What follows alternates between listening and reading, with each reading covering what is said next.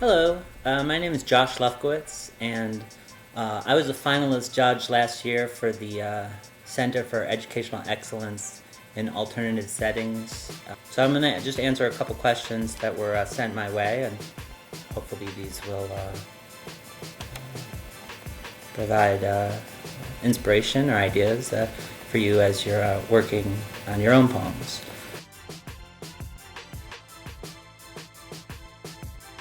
I like to think of it like basketball because I love basketball in the NBA, and I always think about a guy like Kobe Bryant.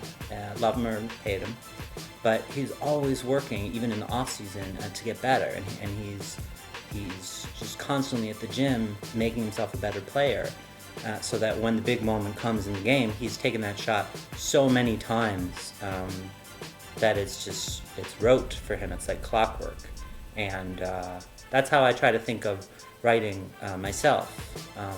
As long as I'm just constantly churning out work, then I'll be ready to respond when and as my life is unfolding, and I can write another poem.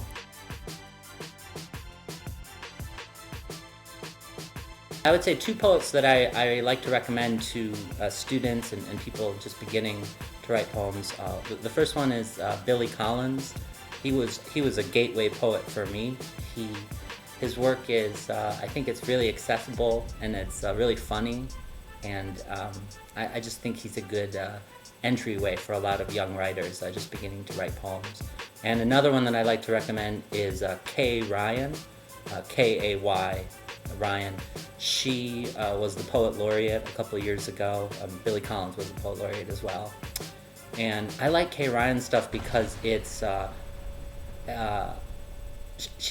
they're often really short, maybe 8, 10, 12 lines, but they're so dense with sonic wordplay, with rhymes at the end of lines and throughout the poem, and she's able to pack so much into so little, and I'm really inspired by it, and I like to read her work, and so I recommend it as well to people just beginning. Well, I do always recommend the writing every day exercise, and just giving yourself immense permission to if you're journaling, great. If you're writing, a sonnet or a more formalized form, excellent.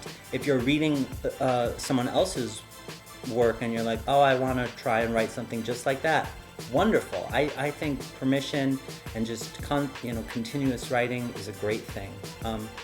The other thing I like to say is just any kind of reading is advantageous. Comic books are wonderful. I think they're totally enjoyable, and graphic novels are, there's so many excellent graphic novels now. Any reading is good reading. E-books or hardcover books, anything at all that is stimulating the mind, because you're taking in all this information and you don't even know what it's doing inside and how it's going to manifest itself in your own work.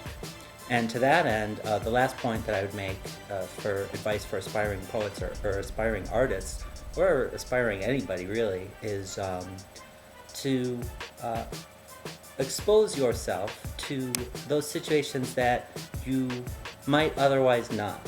So I think the more times you can put yourself in unique situations, the better off your work will be, and I think ultimately it just makes you a more well-rounded and empathetic individual.